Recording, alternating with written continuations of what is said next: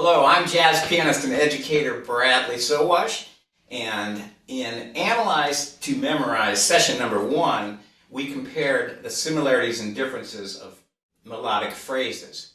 In this session, Analyze to Memorize number 2, we will look at how target notes, scale degrees, and underlying chord progressions make melodies easier to memorize.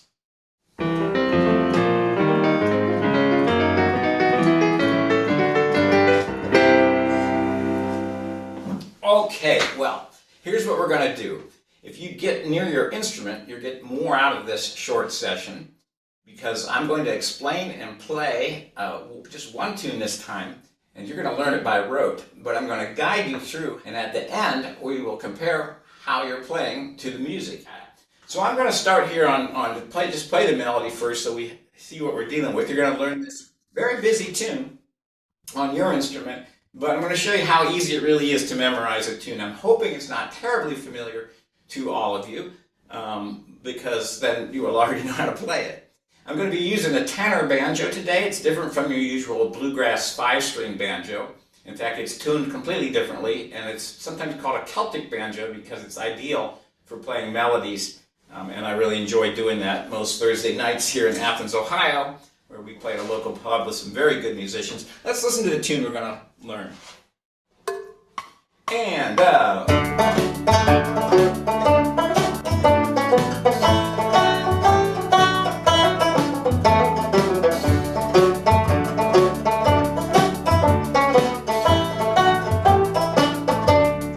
second half.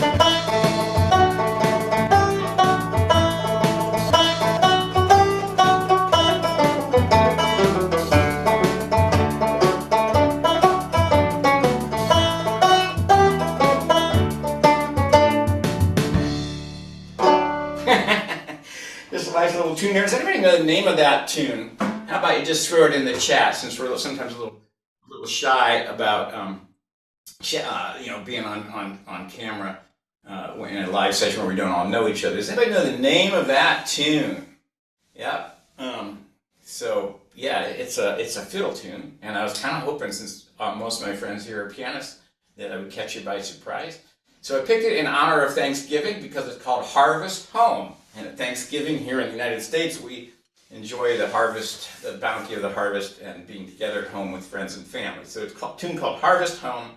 And I'm going to play it again, this time on piano. And here's what I'd like you to do. I want you to identify the key and the meter. So I might want to write this down. Identify the key, the meter, any distinguishing rhythms, and the structure. Woo! Okay, so we can do that one at a time. Let's just have a listen with piano this time.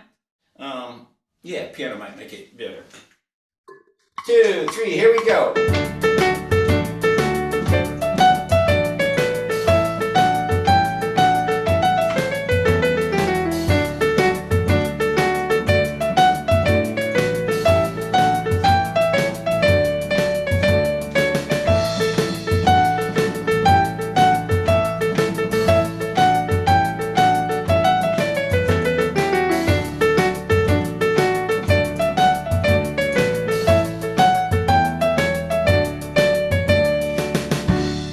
Okay, who has the key? Just give me the key signature. How did this lay down as you poked around at your instrument looking for the tonic note? That's how you find a key.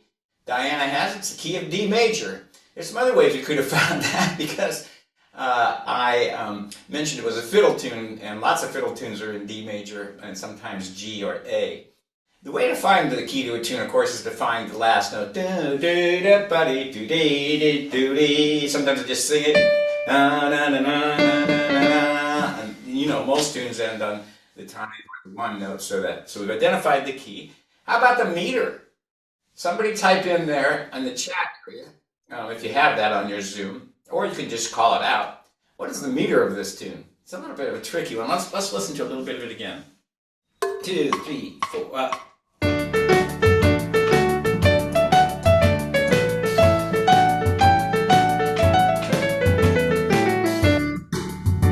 About the meter for that.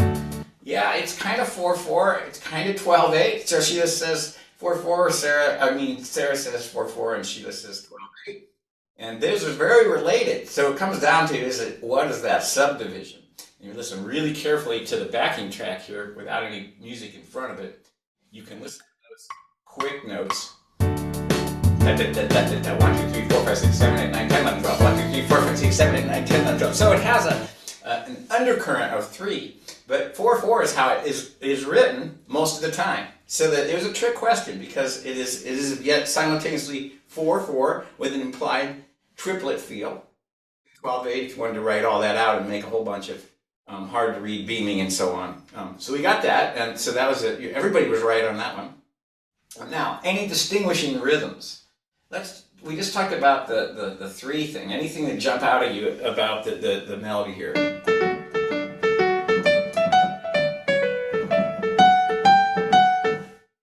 Okay, let me show you what it isn't. Yeah, so Sarah says swing 8ths. And it's a fine line between swing 8ths and dotted 8th 16th. In fact, dotted 8th 16th, sometimes it could be an extreme swing in a jazz setting, or long, short, Jeanette says. And all of those answers are right. You might notate this as a dotted 8th 16th. It's a Celtic or Irish style, and it's called hornpipe. And so hornpipes, when the melody says it's a hornpipe, we automatically know that we're going to play all the 8ths as dotted 8th 16ths. Not dissimilar to how jazz pieces written with straight 8th notes will just say swing in the upper left-hand corner to remind us that while they are written in a straight way, we're playing them in a swing way. So yeah, so we've got D major, that's the key. The meter is 12/8 or 4/4. The point is we're feeling a triplety rhythm in sets of 4. The distinguishing rhythm is that long short. And then the last one is the structure. So let's just listen to the structure of this tune. How many sort of parts are there? And we might debate this a little bit. And then I'll play it just for fun on banjo one more time here, and then we're thinking about that. 2, 3, and.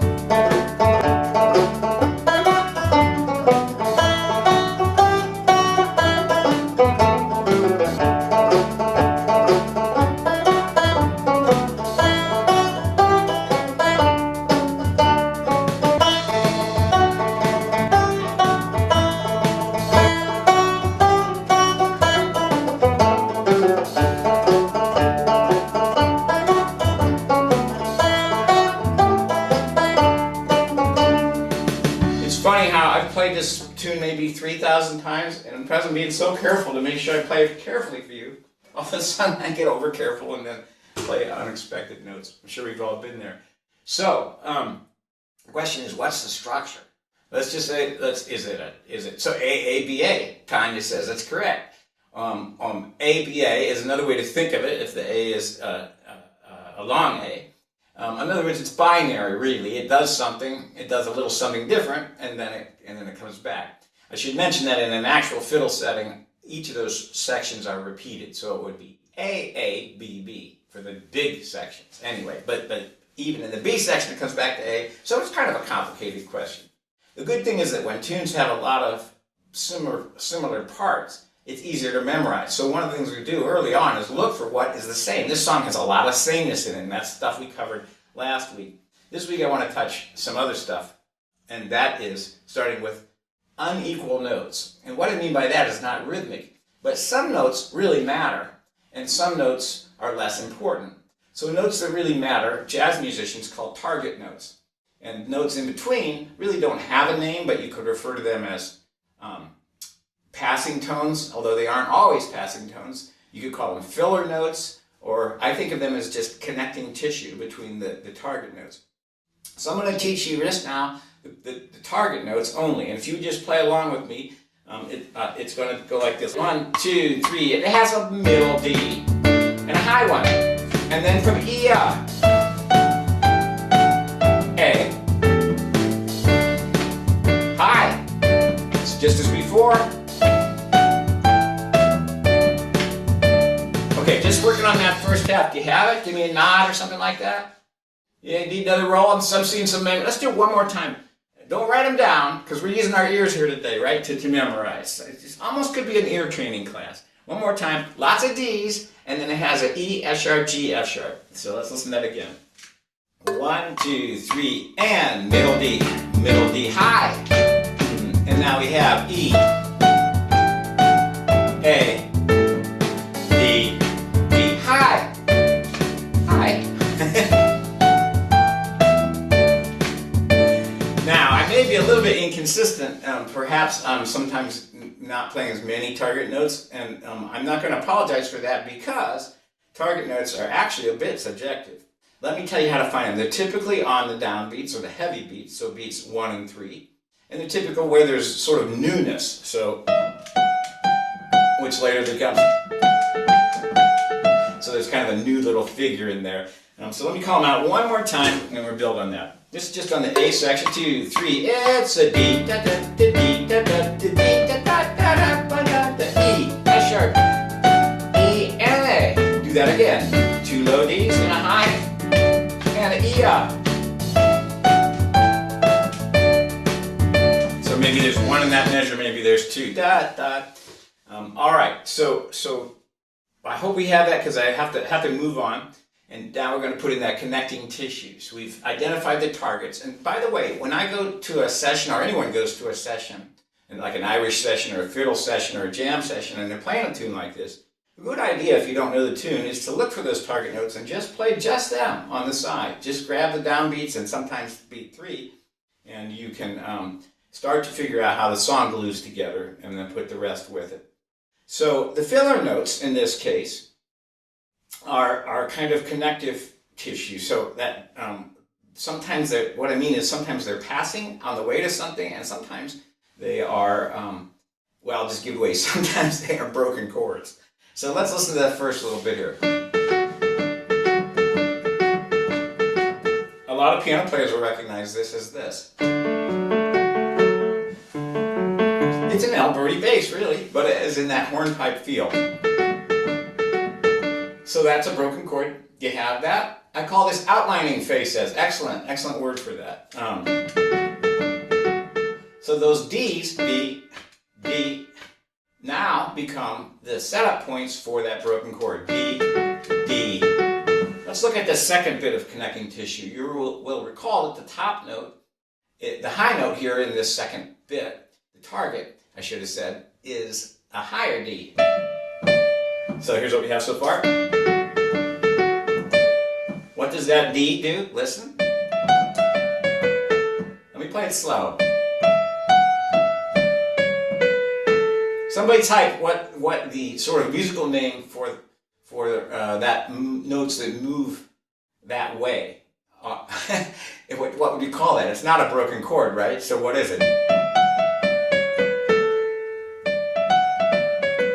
Yeah, it's scalar, which I never can pronounce. Scalar, scale-like, scale-ish. So yeah, so it starts on D, goes up a little bit, and then continues down. So I'll give you the notes. D, E, F sharp, E, D, C sharp, B, A. So we have almost the whole tune because there's not a lot more to this. So let's just see what we have so far. D, D, high D.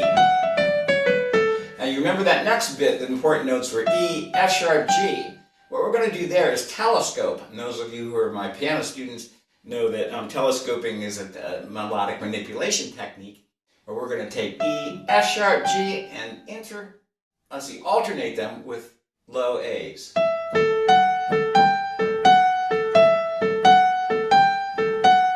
It's sort of like James Bond, right? We keep going to that low notes though.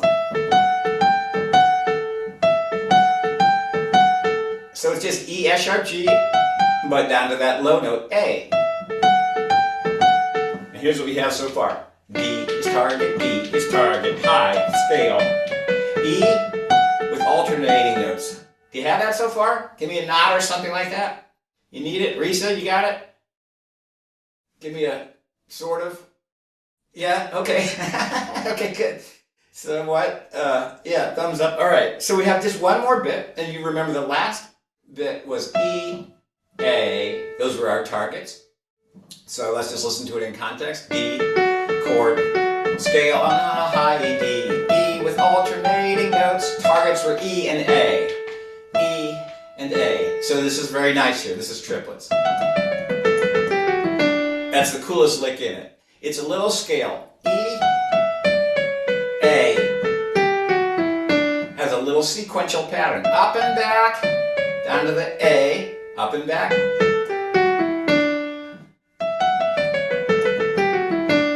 Two more times.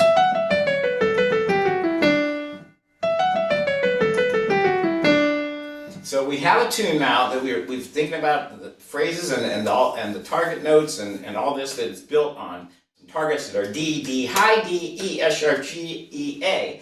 And we've now learned that the first measure is broken chords, the second measure is scale-like, the third measure telescopes, and the last measure has a long triplet run. And we've covered the first four measures there, which in this kind of music is usually half the tune because the rest is typically made of the same material. So let's listen to the second half now. I'll play the first half and then the second half, just with melody alone. Broken chord, high scale, the telescope, triplets. Second half, listen how similar it is. So far we're identical. Still identical, except for here. And people actually play this a million different ways, that little bit. So I'll try to play what's written here. So it's still telescopes, E, S sharp, G, and then it has a bit of a broken chord. And then a little reinforcement of the tonic. D, D sharp, D. So let's listen to the whole thing now and try to play along with me. 1, 2, 3, 4. Scale, telescope, E, F sharp, G, triplets, broken chords, scale like telescope, broken chord, reinforce. You got it? All right, so you learned this tune by rote. Now, let's just think for a minute about, that was, identifying the target notes and the filler notes and looking at some shapes. Now, let's think about the scale degrees. So this would give us the ability to transpose it, but it would also help us to get a hold of it, to memorize it. So what, 1, 2, 3, 4, 5, 6, 7, or do, re, mi, fa, sol, la, ti, do, what does it start on? Either give me a number or a solfege. Just type it in the chat. The whole tune starts on it's a target, you already know it. Do, yeah, or duh. So, yeah, so do, do. Do. Okay, so we could now describe these target notes. What are these scale degrees?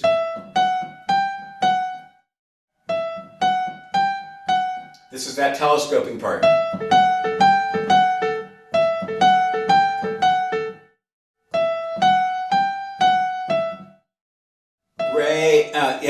Re, mi, fa, mi, or 2, 3, 4, 3. So one way to memorize tunes is to develop our ear training. This scale degree stuff's important because then we aren't really memorizing it. We're just saying what we know. In other words, if we can sing the melody and we enjoy the melody, we've heard it a few times, and we just say, that's what it is. Just like a perfect pitch person would just hear that was an E and know that it was an E. Most of us don't have that ability, so we compensate by giving it numbers or names and say, that's the second degree. So as I memorize this tune, I remember that it's a broken chord on do, do, do, a scale on do, and then 2, 3, 4, or re, mi, fa. So I think the scale degrees is a good bit. Okay, let's take a look now and think about the chord and melody connection. So in order to do that, I'm actually going to show it to you at this time. I don't agree with all the chords here exactly. I probably wouldn't play these G's. But now that we've figured out the notes, we can reinforce that with our understanding of the underlying chords because they're so related. They're really the same thing, right? So notice how this is that arpeggio that we did on the similar to the Alberti bass, just a D chord laid out. And it's still kind of a D chord with passing notes. And I don't play this G, so I would consider this entire thing a big old D chord. This is clearly an A7, right? E, F sharp, G with lots of A's in between. then I would probably just keep it simple and keep that A going. The E minor is a little bit esoteric for a simple fiddle tune. That's just too much information in there. It's just a big old A. This is simple folk music, right? Then it repeats. There's our D chord, still D, I would say. And then here's A. So in effect, this tune, if we get rid of that, I think not essential G, is a 2-chord tune. So it's a matter of thinking in 1 chord, D, F sharp, A, and thinking in the 5 chord, A, C sharp, E, G. So now we know when that chord changes, we are able to narrow down the number of notes that would fit that. So we have memorized a bunch of targets. We have some shapes, and we're beginning to memorize just the sound of this so that our sort of ear leads us. We have scale degrees that are naming what our ear hears. And then the chords kind of reinforce that. Oh yeah, that is that broken D chord, and things like that. So just I'm going to sort of play this once through here, and I'm going to play just the roots. Then I'm going to play the roots and target notes. That's going to be my left hand, and then I'm going to play the filler notes in between, and we'll see where that goes. And you do that the same thing. So play along with me if you want. I'll leave this on the screen, and let's see how this goes. 2. Here's the target notes.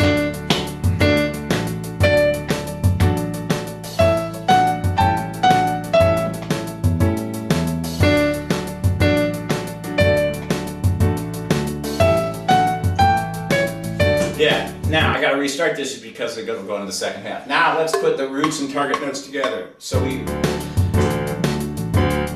now we have A. So now we're working out that bass line. 2 A's. So let's put that together, and that left hand playing the roots will let us remember what those chords are. So let's try that melody and just roots. I'll call them out. Here we go. D, D, A, A, D, and then half A, D.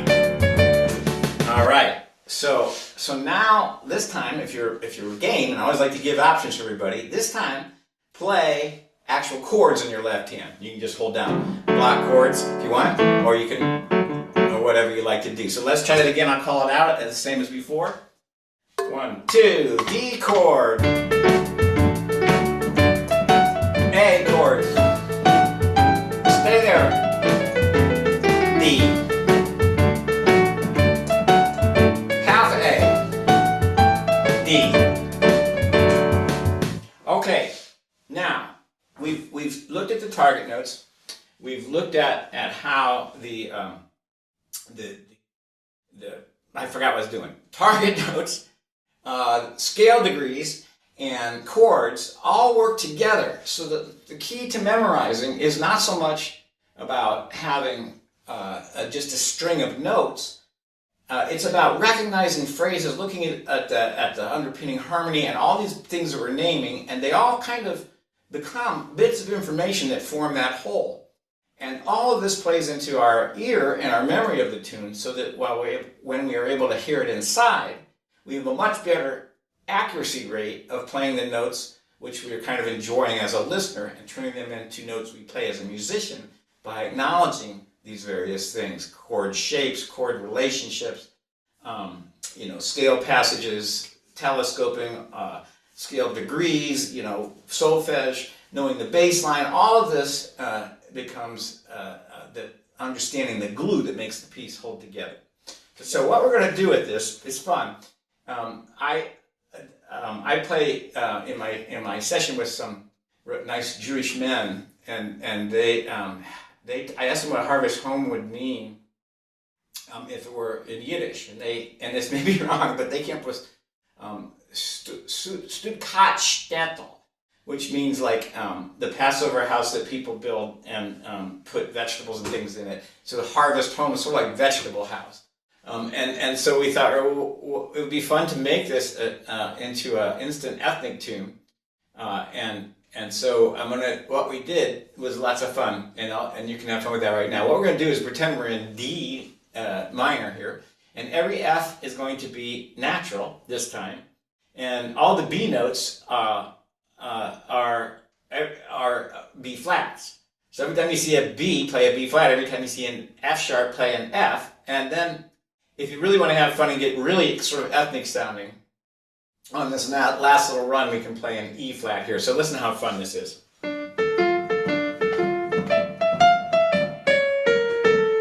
It's a harmonic minor.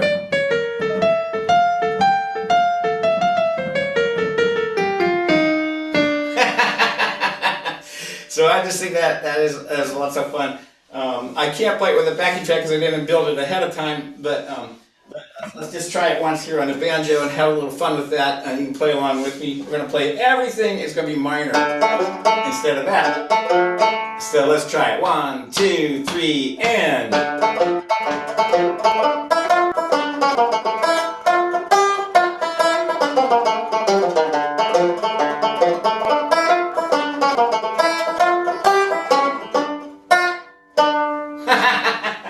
So sometimes when I used to be playing gigs on Long Island and I lived in New York City, there would sometimes be a need for, we just called it, no disrespect intended, ethnic music. Sometimes it was just a dance that would break out that was clearly a traditional dance or something like that. And they'd say to the jazz musicians, you know, can you play something that has an ethnic feel? And that just covered everything from Italian weddings to Jewish bar mitzvahs and so on. And we just tried to sound ethnic, and we would use those crazy scales.